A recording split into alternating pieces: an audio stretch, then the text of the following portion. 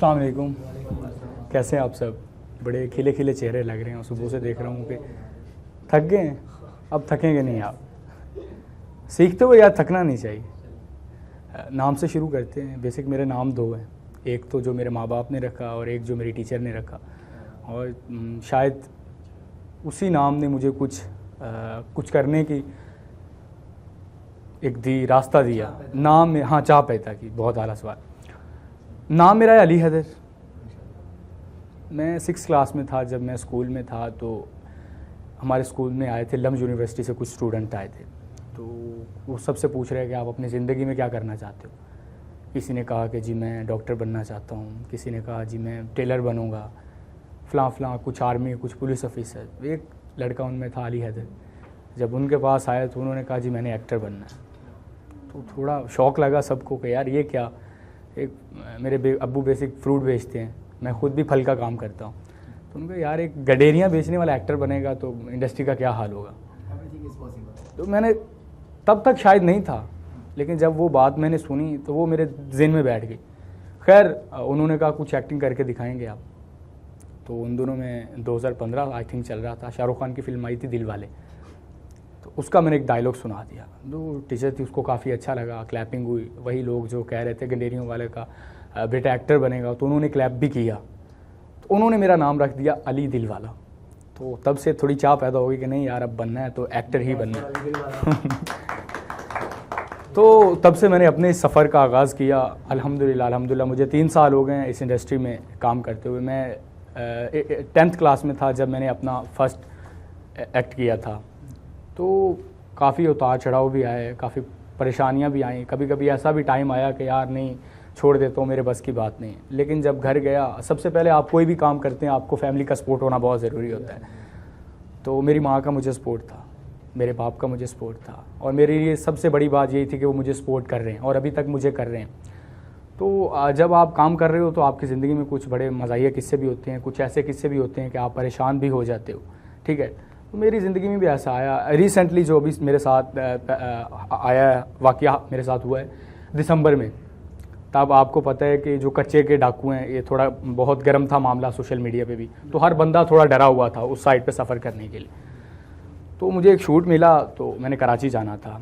तो जब मैं कराची गया हूँ, मैंने अपनी ट्रेन पकड़ी। प्लेन के लिए पैसे इतने नहीं थे भाई जेब में, तो ट्रेन पकड़ना ही मुझे सही लगा। मैं ट्रेन पकड़ी तो मैं जा रहा हूँ। तो जो मेरी ट्रेन थी वो पहले तो 4 घंटे लाहौर से लेट निकली। आगे जब हम मुल्तान वाली साइड पे पहुँचते हैं तो वहाँ पे कोई इंसिडेंट हो गया था ट्रेन के साथ। ट्रेन पलटी से उलट गई थी, तो वो जो हमारी ट्रेन थी उसे रुकना पड़ गया। 6 घंटे वो वहाँ पे हो गई, 10 घंटे लेट हो गई। उसके बाद 2 घंटे फिर मज़ीद वो और लेट थी, तो ट्रेन 12 घंटे लेट थी अपनी टाइमिंग से। अब मैंने एक दिन पहले पहुँचना था, तो मैं उसी दिन निकला। मैंने कहा नॉर्मल 17, 15, 16 घंटे में ट्रेन पहुँच जाती कराची लाहौर से अच्छी। तो मैं 13 घंटे लेट हो गया। यानी मैं सेट पे जिस दिन पहुंचना था, शूट शुरू हो गया, मेरा सीन था, तो बड़ी परेशानी हो रही है। अब जो डायरेक्टर साहब है वो कॉल कर रहे हैं, असिस्टेंट जो थे डायरेक्टर इस प्रोजेक्ट के असद मुमताज़ मलिक, हम टीवी पे ऑन एयर हो गया, शीरी फरहाद। तो उसमें कहीं ना कहीं थोड़ा बहुत मेरा करैक्टर भी है, तो वो थैंक यू। तो उन्होंने मुझे कॉल किया कि अली कहाँ पहुँच रहे हो। मैंने कहा जी ट्रेन लेट है। खैर करते करते करते पहुँचते पहुँचते कराची के नज़दीक ही आ गए।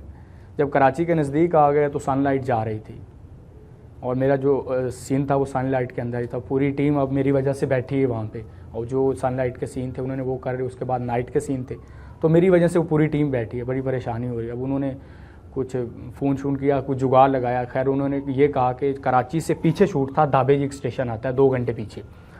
तो उन्होंने ट्रेन को वहीं रोकना, मतलब बात करके ऊपर तक कॉल पहुँच गई। तो उन्होंने कहा ठीक है ट्रेन रुक जाएगी, धाबेजी तो नहीं रुकेगी, क्योंकि तब तक पीछे से एक और ट्रेन आती है, उसने रुकना होता है। तो इतने में ये होगा कि कोई लफड़ा ना हो जाए। तो धाबेजी से आगे कुछ 6-7 किलोमीटर एक फाटक आता था। उन्होंने कहा वहाँ पे ट्रेन रुकेगी, तो वहाँ पे लड़का उतर जाएगा, सिर्फ इसके लिए रुकेगी, तो इसको उतार दीजिएगा वहाँ पे। उन्होंने कहा ठीक है। मेरे से उन्होंने कहा कि यार फलां जगह पर ट्रेन रुकनी है, तो ये फाटक का नाम होगा। तो जैसे ही ट्रेन रुके, सिर्फ 1 से 2 मिनट के लिए रुकनी, तूने उतर जाना है, और जैसे तू उतरेगा तो तुझे आके वहाँ से कोई ले लेगा। अब जब वहाँ पे ट्रेन रुकी, मैं देखता हूँ भाई सुनसान इलाका है, बिल्कुल आजू बाजू कुछ भी नहीं। फाटक सिर्फ नाम का था, और कोई उधर जो फाटक के ऊपर चेकिंग वाला होता है वो तक भी नहीं था। अब मैं उतरा हूँ जल्दी से, जैसे ही उतरा हूँ तो वहाँ पे सिग्नल भी नहीं आ रहे थे। मैंने कॉल किया, अब वो कॉल भी नहीं जा रही। तब तक मैं ये क्या देखता हूँ कि डब्बे सारे गुजर गए, 3-4 डब्बे रह गए। मैं फट से फिर चढ़ गया उसके ऊपर। अब जैसे ही चढ़ा हूँ ट्रेन के अंदर तो फिर सिग्नल आना शुरू, उनकी कॉल आई, हाँ भाई किधर है, उतर गया। मैंने कहा मैं तो उतर के चढ़ के भी गया हूँ। मैं क्यों? मैंने कहा भाई कच्चे का इलाका है, मैं उतरा हुआ हूँ कहीं के मतलब मेरे साथ इल्ला लिल्ला ना हो जाए। तो वहाँ भी वैसे बलोची लोग हैं और फायर भी वहाँ पे मारते हैं जब मारने वाली जगह नहीं होती। तो हाँ बहुत नहीं बुरे नहीं है, बुरा तो कोई भी नहीं है, कुछ लोग होते हैं। अब ये देखें 5 उंगलियां हैं ना, सब देख रहे हैं, अब ये पांचों एक जैसी नहीं है, ठीक है। तो कुछ लोगों की गलत फहमियों की वजह से देखिए पंजाब सिंध बलोच हम सब एक हैं, हमारा मुल्क पाकिस्तान और हमेशा ये सलामत रहेगा। लेकिन कुछ लोगों की गलत फहमियों की वजह से बहुत से लोग, हमारे सामने हुआ था वो वाकया कि उन्होंने पूरी की पूरी ट्रेन को ही, काफ़ी लोगों को उन्होंने ज़िंदा मार दिया और कुछ लोगों को ज़िंदा जलाया भी है, ये भी सुनने तक आया। तो वो भी उन्हीं का था। खैर बात को अपने मुद्दे पे लेके आते हैं कि आप जो भी काम करें उसको सबसे पहले तो अपने दिल के साथ करें, मेहनत के साथ करें। सिचुएशन कुछ इस तरह की, एक लड़का मिडिल क्लास फैमिली से, तो पहले वो स्टडी कर रहा था, तो उसका भाई जो उसकी डेथ हो गई, अम्मी अब्बू उसके ऑलरेडी इस दुनिया में नहीं है। तो छोटे छोटे उसके एक भतीजी एक भतीजा और उसकी भाभी है। तो दर बदर ऑफिसों के धक्के खा रहा है, जा रहा है, काम नहीं मिल रहा, ठीक है। तो एंड पे उसे पता चलता है कि यार फलां एक फिल्म जो है वो स्टूडियो है, तो उसमें उन्हें एक स्पॉट बॉय की ज़रूरत है। तो वो वहाँ पे चला जाता है। जब वो वहाँ जाता है तो उसके साथ वही बिहेवियर होता है जो पहले उसके साथ हो रहा है। तो जब वो उसको काम शाम मांगता है तो उसके साथ वो अपनी क्या कहते हैं उसे, कि रिश्वत की मांग करता है। उसके पास कुछ होता है तो उसे कहता है यहाँ से गेट आउट हो जा, दफ़ा हो जा, निकल जा, बगैरत कुत्ते। सॉरी आपको नहीं कहा। ठीक है सर, ओके ठीक है सर, मैं जा रहा हूं। मगर जाने से पहले एक बात जरूर कहूंगा। क्या ये आप नहीं बोल रहे हैं, बल्कि आपका घमंड बोल रहा है। आप बहुत जल्दी भूल गए सर, बहुत जल्दी भूल गए आप। क्या आप इसी तरह किसी दिन एक ऑफिस में काम मांगने के लिए गए थे? और याद कीजिए वो दिन जब आपको भी इसी तरह धुतकार कर बाहर निकाल दिया गया था, बेइज्जत किया गया था आपको भी। आप लोग एक बात बताइए, हाँ, आप लोग फिल्मों में बड़ी गरीबों की तरफदारी करते हैं, हाँ? कि इस देश के गरीब की आंखों में एक आंसू नहीं होगा, सोने की फसलें हुआ करेंगी और उन फसलों को काट काट कर गरीब जो है रुपयों की सेज पर सोया करेगा। दुनिया भर के सपने दिखाते हैं और गरीबों को ठेठों में ठूस डालते हैं। उनके रुपयों से जिनसे वो टिकटें खरीदते हैं, उनसे पैसा कमा कमा कर आप लोग अपने आराम और फैशन के सामान खरीदते हैं। और वही गरीब जब आपसे मदद मांगने के लिए आपके ऑफिस में आता है तो आप उसे कहते हैं गेट आउट। ये मैं नहीं बोल रहा हूं, बल्कि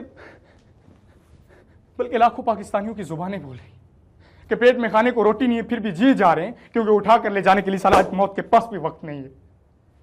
मेरी तरफ देखिए, क्या लगता है आपको अगर मेरे पास 5,000 रुपए होते आपको रिश्वत देने के लिए तो मैं आपके ऑफिस में आता? आपके ऑफिस में नहीं आता, बल्कि मैं अपनी भाभी और अपने बच्चों को कुछ खिलाता। मेरे भैया इस दुनिया से गुजर चुके, माँ जैसी भाभी है मेरी, बच्चों जैसे 2 छोटे छोटे भतीजे हैं मेरे, जो हालात हर शाम हर रोज अपनी आंखों में आशाओं के दीप जलाए बैठे रहते हैं के लिए आएगा तो इस घर का चूल्हा जलेगा। मगर जब तक आप जैसे लोग इस दुनिया में मौजूद हैं, हम जैसे गरीबों का चूल्हा कैसे जल सकता है? आज पता चला ये दुनिया झूठ के पहियों पर चलने वाली वो गाड़ी है जिसमें पेट्रोल की जगह गरीबों के अरमान जलते हैं।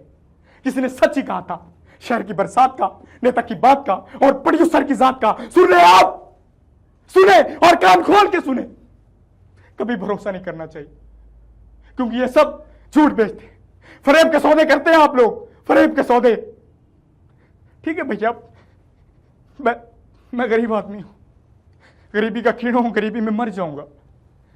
मगर बाहर जाकर मैं हर गरीब से यह जरूर कहूंगा कि कभी किसी का यकीन मत करना, क्योंकि यकीन दुमे की जमीन पर खड़ी दलदल की वो दीवार है जिसमें ना तो कोई इंसान रह सकता है और ना ही सच्चाई की कील ठोक सकता है। सुन रहे आप, सुने आप।